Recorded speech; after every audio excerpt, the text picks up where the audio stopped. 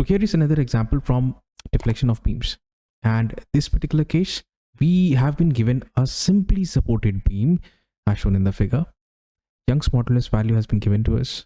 Moment of inertia has been given to us. In mm power 4, we need to determine the deflection and slope under the loads using conjugate beam method.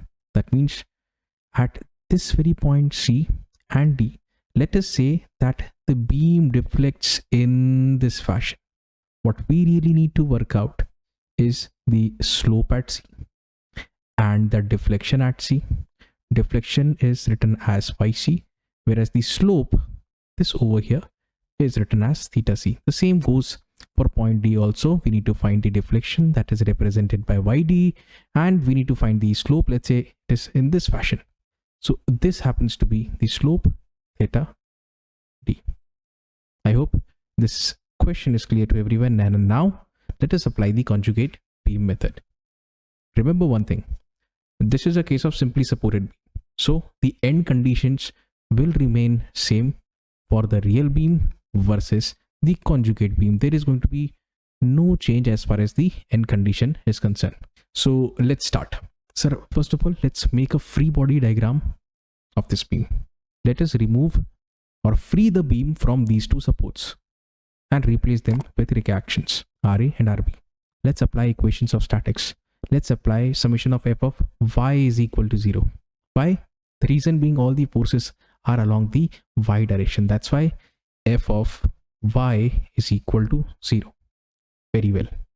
So Ra positive, Rb positive, 80 negative, 60 negative. Write them down. Equate it to 0. Simplify it. This is what you have. So you've got one equation and as many as two unknowns. So we need another equation in Ra or Rb. Now we are going to go for the moment equation. We are going to pick this point and we are going to find the moment about A and equate it to 0. When you do that, you are left with three forces, 80, 60 and Rb, which happens to be an unknown force whose value can be calculated using this equation. Take a look. 80 multiplied by the distance from A. This is the line of action of 80. So 80 times of 2. Okay, here we go. Why a negative sign? Because it is a clockwise sense, right? So keep your thumb over here. Move your forefinger in this direction. It is a clockwise sense. Similarly, 60 multiplied by 5 plus 2, that is 7. Here we go, clockwise. And finally, you've got Rb multiplied by this distance, 3 plus 5 plus 2, which happens to be 10. Anti-clockwise sense. Okay, that's why. So you just need to solve this equation. Rb will work out as 58 kilonewtons. And when you put that value 58 over here, you are going to get Ra, which works out as 82. So far, so good. We are dealing with the real beam only, right? In order to find the slope and deflection, you need to tackle the conjugate beam. Okay, let us update this figure. Rb as 58 and Ra as 82. Here we go. Now what to do? In order to transform this beam into a conjugate beam, what you need to do is calculate the bending moment values at all of these four important junctures. Well, being simply supported at A and B, the bending moment value is going to be 0. This is basic.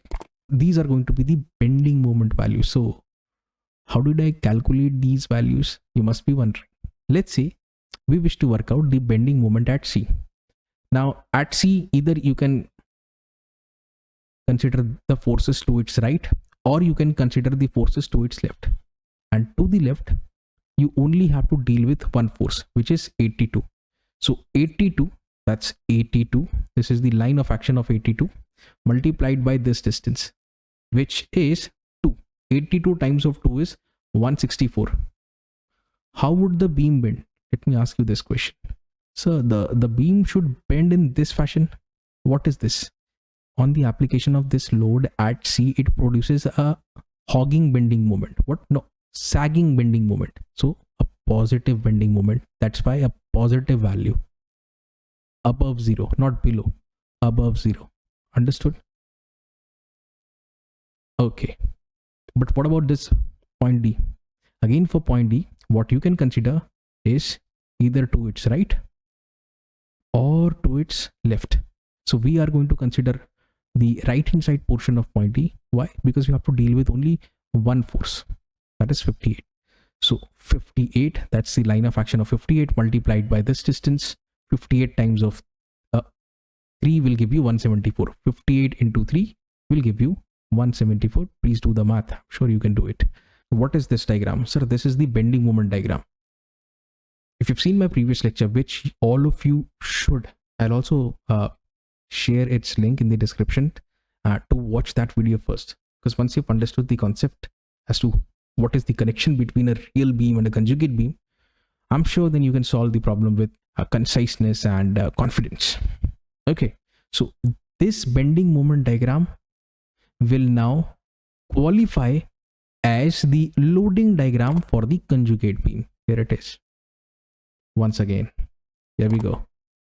This bending moment diagram for the real beam will now qualify as a loading diagram for the conjugate beam. You can see this. Real beam converts to conjugate beam. Please remember, I mean, these are the things that I've already taught you. If the real beam has load W, the conjugate beam will have load as M over EI. I want all of you to please copy paste this inside your heads. Done. Now, the remaining part is total calculation based. Anyone can do that. Okay. So one more thing which I would like to address is, since all the bending moment values were positive, that's why here the loading is also going to be positive in this fashion, all of them in the upward direction. Okay. And this point, the value of the loading is 164 over EI. And at this very point, the value of the loading is 174 over EI. If you can calculate these shear forces at C and D, you are indirectly calculating the slopes of the real beam. If you can calculate the bending moment again at C and D, what you are calculating is the deflection at C and D for the real beam. Okay, we'll get to that. But first of all, as always, what we'll do is we are going to make the free body diagram. Okay, so since all the loading is in the upward direction, the reactions have to be in the downward sense, this way. What about this, sir? Let me discuss this. This is a varying load, triangularly varying load, again a triangularly varying load, and this is slightly different. There is a rectangle over here, and again here it is a triangularly varying load. You can say that. How do we approach from here? This is a bit confusing. No, it isn't. Take a look. If you wish to find out the total load corresponding to this red region, you just need to find its area. How much is this area going to be? So this area is, well, we can work it out. Half of base is 2 and the height is, so this is 164. Please note that I have written only 164 and not 164 over EI.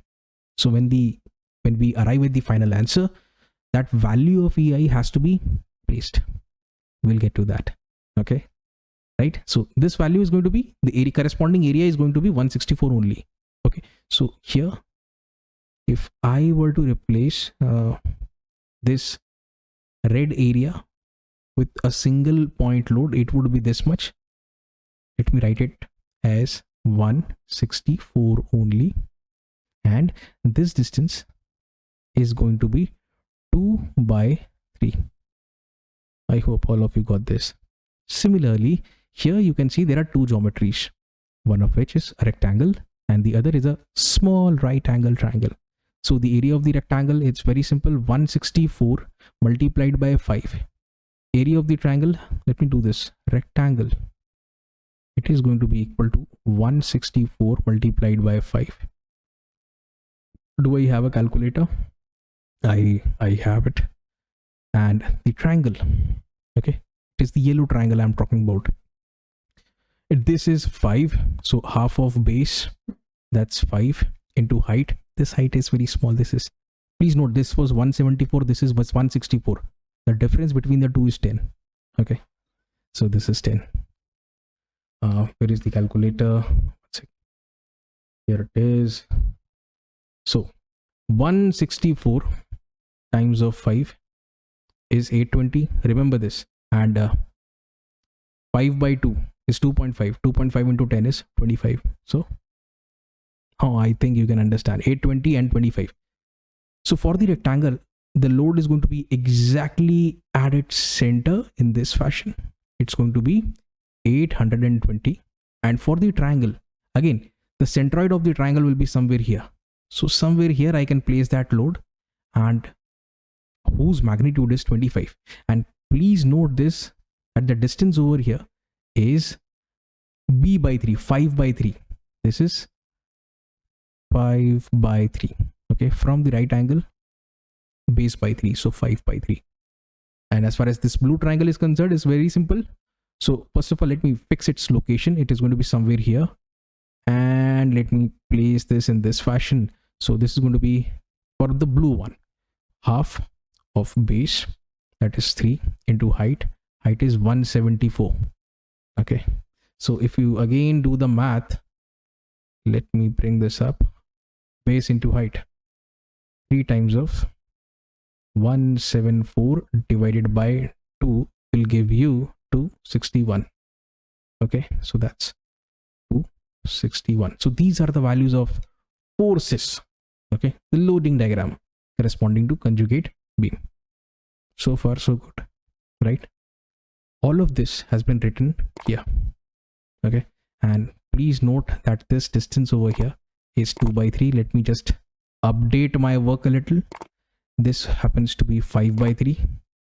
This is 5 over 3. And what about this?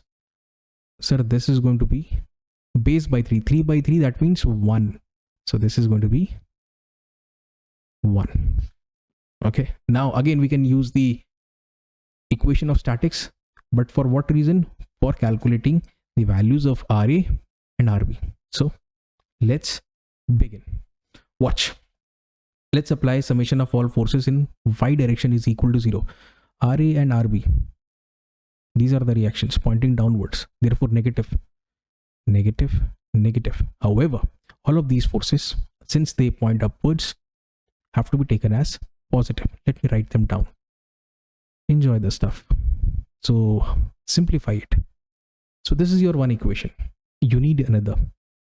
And what we'll do is we'll take the moment about A and equate it to 0.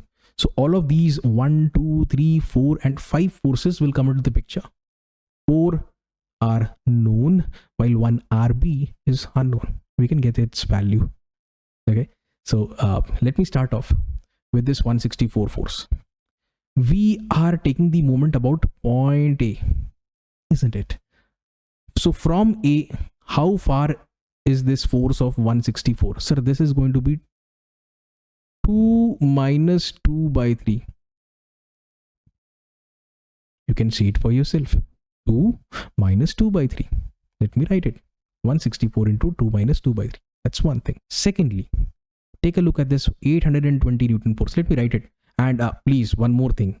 The sense, this is anti-clockwise in nature about A. All of these forces are anti-clockwise in nature. So positive bending moment. However, RB is clockwise in nature. Therefore, negative bending moment. Please note it. Now let's talk about 820. So this distance is half of 5. That means 2.5. Let me write this as 5 by 2. So basically 820 multiplied by 5 by 2 plus 2.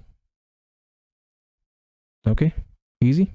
Now what's now 25 multiplied by, that distance is going to be this much. This is the line of action, right?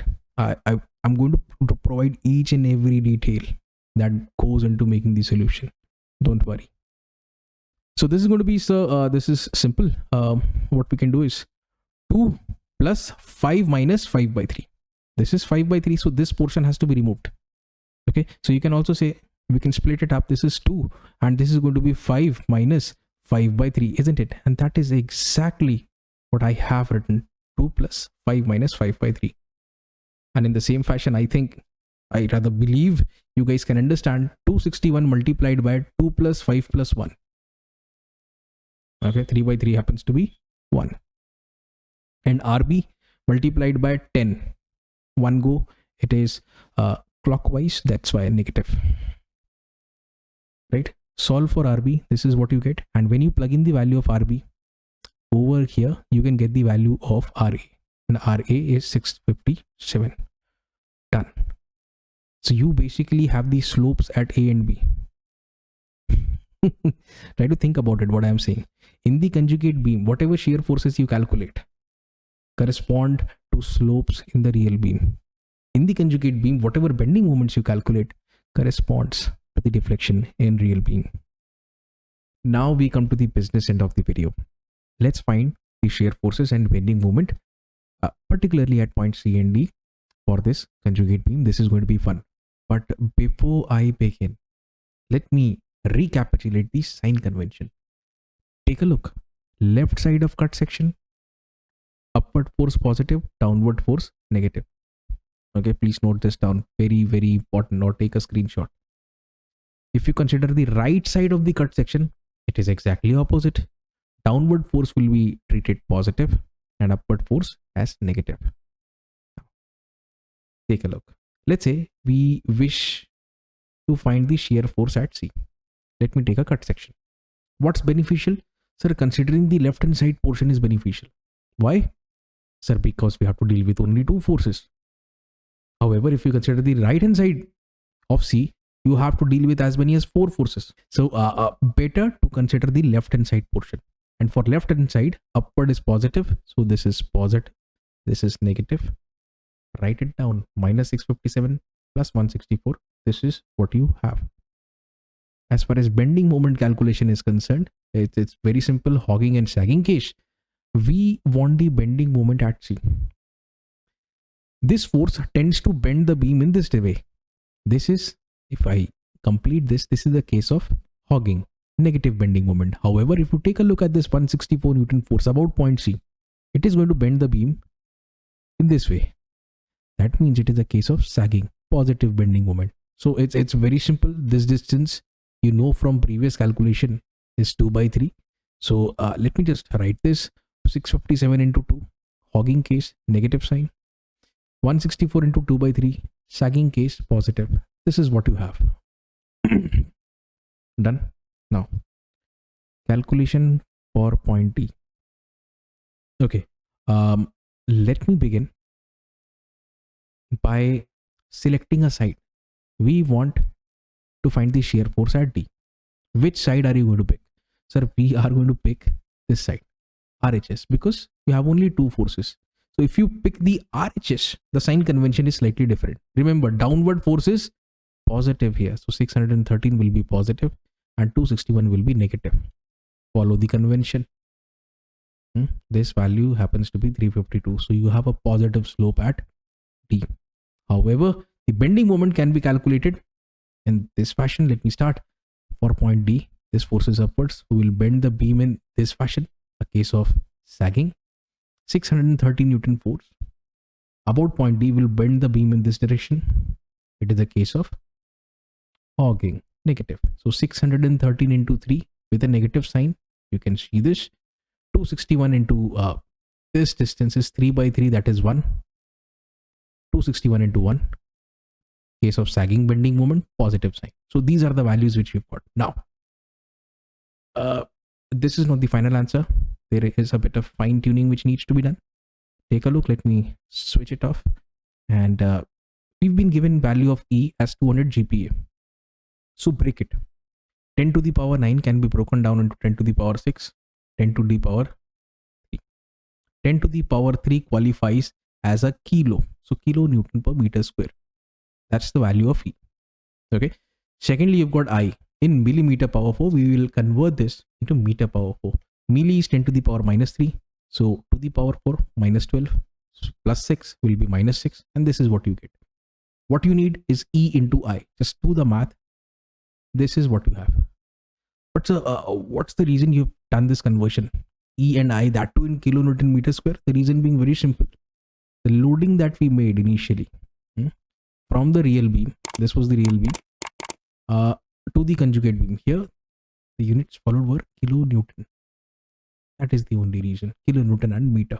As I told you, everything has to be divided by EI. So everything has to be divided by EI. Here it is. That's the reason. And now let us do it. Divide by EI, EI, EI, EI. Just do the math. Enjoy the calculations. These are the values which we are going to be getting. You can clearly see 3 negative values and 1 positive values. The method that I have demonstrated is such that you don't have to worry about anything. Follow the sign conventional throughout. For shear force, which I have given just now, and for bending moment, you can follow the hogging and sagging concept. Keep following those instructions and you are going to always reach the correct destination. Let's interpret this result. Obviously the beam is going to bend. I am going to be making an exaggerated figure.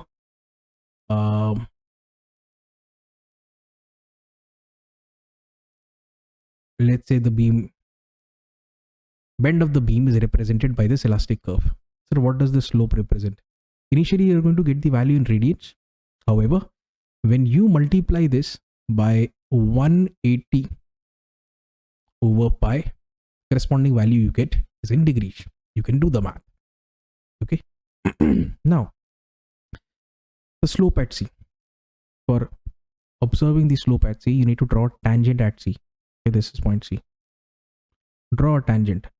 This is the tangent. Similarly, for observing the slope at D, you need to draw a tangent at D. This is how we do it. Now, let me make the positive x-axis. This is the positive x-axis. Let me pass it from this very point also. Positive x-axis. If the angle measured, positive x, if you measure the angle in this direction, it is a negative angle. However, you measure the angle in this direction, that is anti-clockwise, the angle measured is treated as positive. And from this positive and negative, now you can understand here you have a negative slope at C minus 0.94. This is theta C, and this over here is theta D. And you can see that theta D is positive. Since the value is positive, therefore a positive angle in the upward direction. And since the value is negative over here, therefore below positive x-axis, that is the angle theta C. Okay. And deflection is easy. Let me pick the right color. This over here is the deflection at C. Since it is negative, therefore it is pointing downwards, and at D as well, deflection at D. Okay, so this was an example that I wanted to demonstrate to show how conjugate beam method can be helpful to find slopes and deflection. So if you have seen this video till here, big congratulations, all the very best, and have a nice day, and do share this video and also like it. Okay, thank you very much.